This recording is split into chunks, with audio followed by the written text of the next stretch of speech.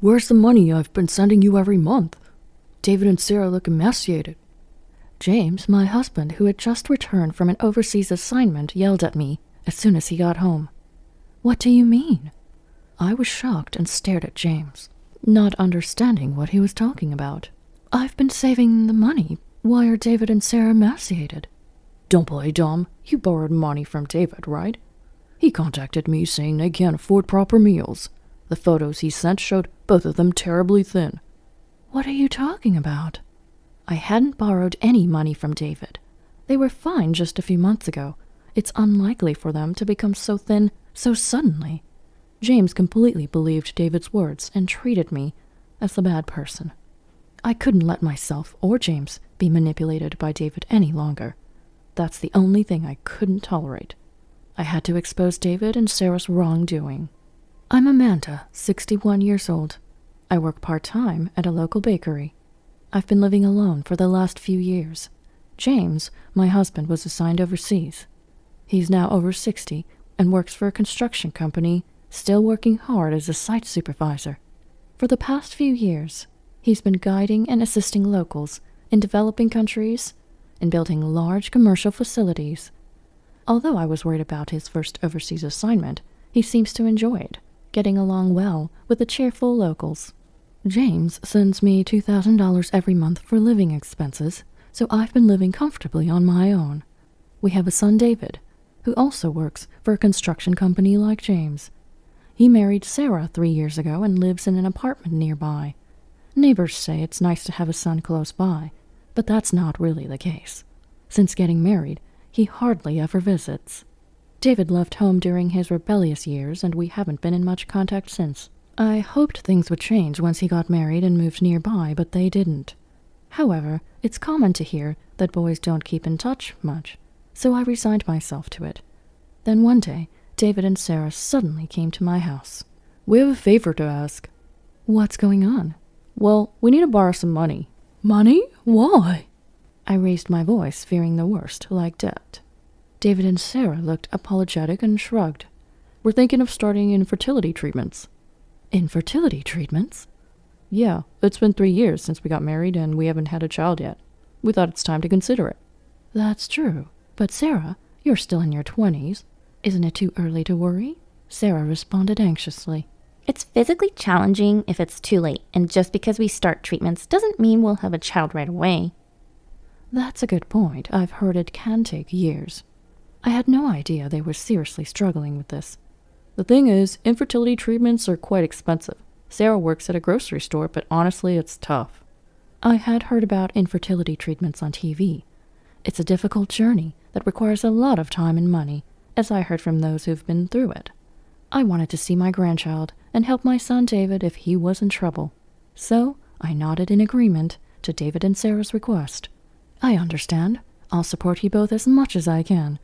But how much do you need?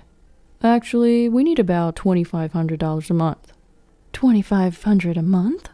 It was not a small amount for me. It was more than what James sent me every month.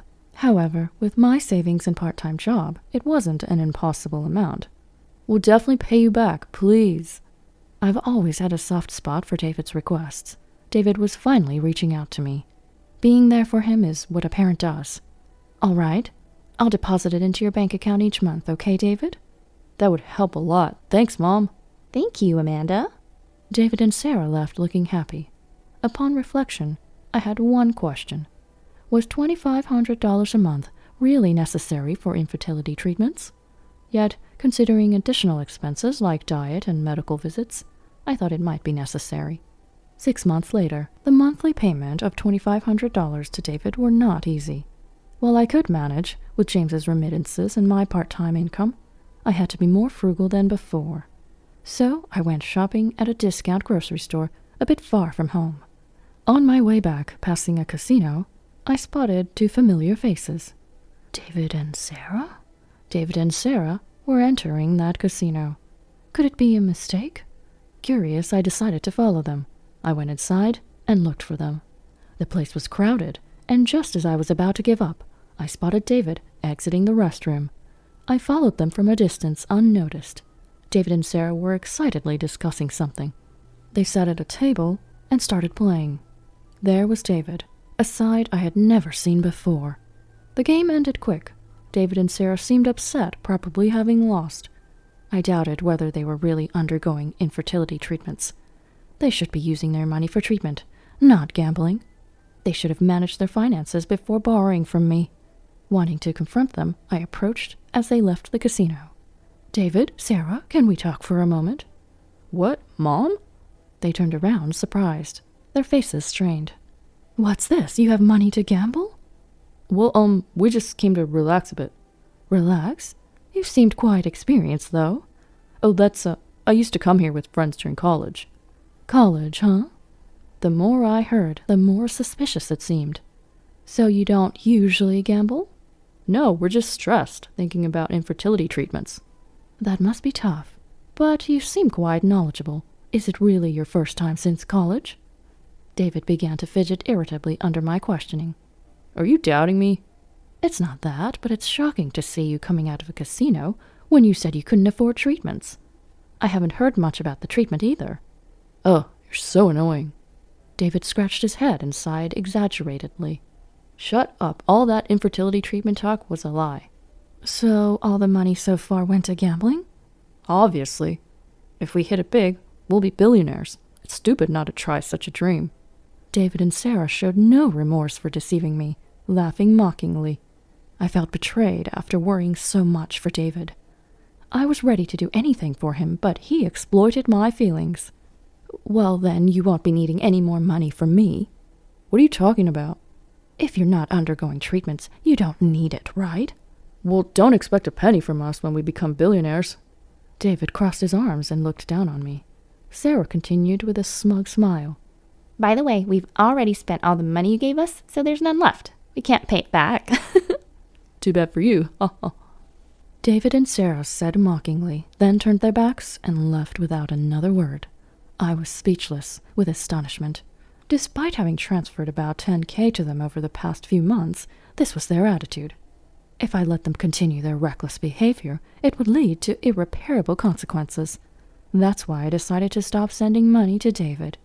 2 months later, James was returning home temporarily. I prepared his favorite soup and pasta, waiting for him. As soon as he arrived, James burst out.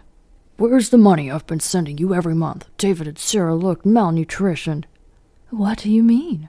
I was stunned and stared at James, not understanding what he was talking about. "I've been saving the money. Why are David and Sarah malnutritioned?" "Don't play dumb. You borrowed money from David, right? He contacted me, saying they can't afford proper meals. The photos he sent showed both of them terribly thin." "What are you talking about?" "I can't believe you. Aren't you ashamed as a parent? I've been sending enough money so you wouldn't have financial troubles, and yet you're borrowing money from our son. What are you doing?" James was furious, blaming me for everything. However, I had never borrowed money from David. It was all a lie. I was shocked that James completely believed David's words and didn't trust me. But I couldn't let David and Sarah's lies continue. I decided to reveal everything to James. "James, I understand you want to believe in David, but can you look at this?" "Bank statements? What about them?" "This is the money you've been sending me every month." "What? You have plenty of money." James looked puzzled as he examined the statement. "That's right, I'm not struggling for money, and look here." "Did you send money to David?" "Yes, until recently I was sending David $2,500 every month." "That much? Were you okay with your living expenses?" Relieved that James had calmed down, I continued. "I managed with my part-time job and savings. I had saved quite a bit." Looking at the remaining balance, he could see I hadn't wasted money. "Then why give David money?" "He said they wanted to start infertility treatments."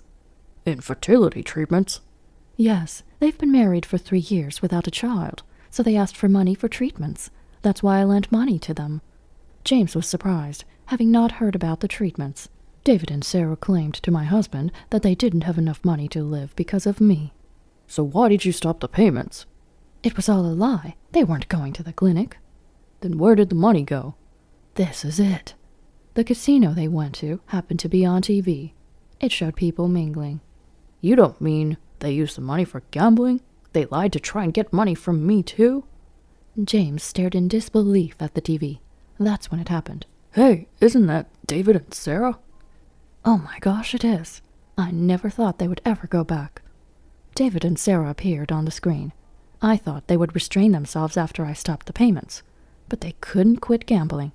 Unbelievable. The photos they sent me show them looking so thin. They haven't changed at all.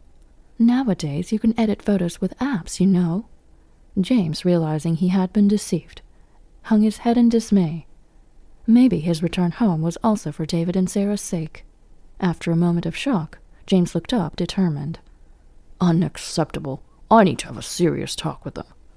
Saying that, he headed for the door. Where are you going? To David's house, of course. I'm going to confront them.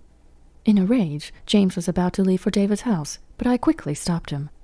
It's pointless to go now. Why? They're at the casino and won't be back until evening. Plus, if you're going, you need to be prepared. I smiled at James. It was time to prepare something special that I had kept hidden until now. In the evening, when we thought David and Sarah would be home by now, James and I headed to David's house. When James rang the doorbell, David and Sarah appeared, looking flustered. What? Why's Dad here? Aren't you supposed to be overseas? I heard you two were in trouble, so I came back. You both seem quite well, though. Contrary to the photos James had shown me, David and Sarah looked perfectly healthy but strained.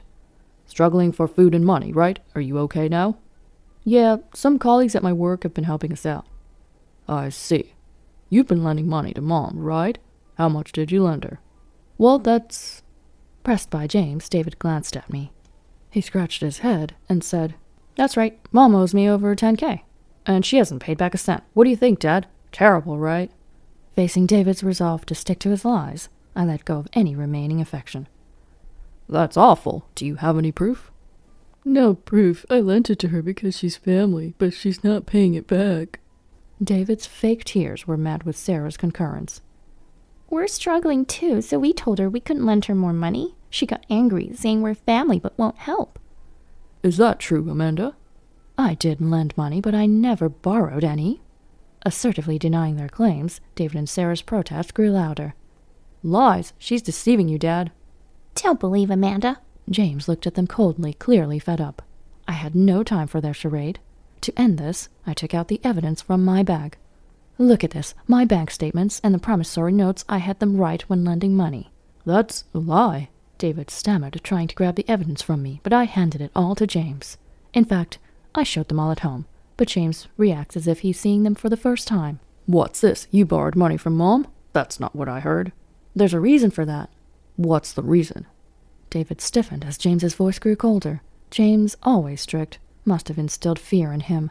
Sweating profusely, David struggled for words. It was for gambling money, right? What are you talking about, Mom? That's ridiculous. Really, but you were on TV today. What? I showed them photos from my phone.